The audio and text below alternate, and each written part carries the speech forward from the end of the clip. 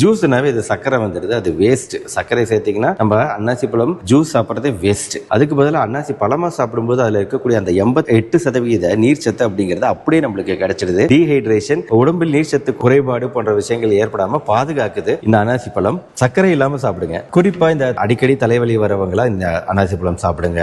மஞ்சள் காமாலையில இருந்து ரெக்கவரி ஆகிட்டு இருக்கீங்க, ரீசெண்டா மஞ்சள் காமாலை வந்துச்சு, அதுல இருந்து நீங்க மீண்டு வந்துகிட்டு இருக்கீங்க அப்படின்னா அவங்கள அவங்க ரெகுலர் உணவு முறையில இந்த அன்னாசி பழத்தை எடுத்துக்கிறது ரொம்ப முக்கியம். சரி டாக்டர், அப்ப அன்னாசி பழத்துல பிரச்சனையே இல்லையா? ஒரே பிரச்சனை தாங்க, அதாவது அலர்ஜி. சில பேருக்கு கண்டிப்பா ஒரு அலர்ஜி ஏற்படலாம், ஒவ்வாமை, அதாவது லேட்டக்ஸ் அலர்ஜின்னு சொல்லுவோம். இந்த லேட்டக்ஸ் அலர்ஜி பிரச்சனை இருக்கவங்க அவாய்ட் பண்ண வேண்டிய முக்கியமான ஒரு பழம் அப்படின்னா அது ஒன் ஆஃப் த பழம் அன்னாசி. ஒவ்வாமை இருக்கு, அலர்ஜி இருக்குன்னா மட்டும் நீங்க அன்னாசி பழத்தை அவாய்ட் பண்ணுங்க. அடுத்து, இதயத்துக்கு நல்லதா? இதய சம்பந்தப்பட்ட எந்த பிரச்சனைகள் இருந்தாலும் தாராளமா அன்னாசி பழம் சாப்பிடலாம். ஏன்னா அன்னாசி பழத்துல இருக்கக்கூடியது நம்மளுக்கு பொட்டாசியம் சத்து, கூடவே மேங்கனீஸ் சத்து, நார் சத்து.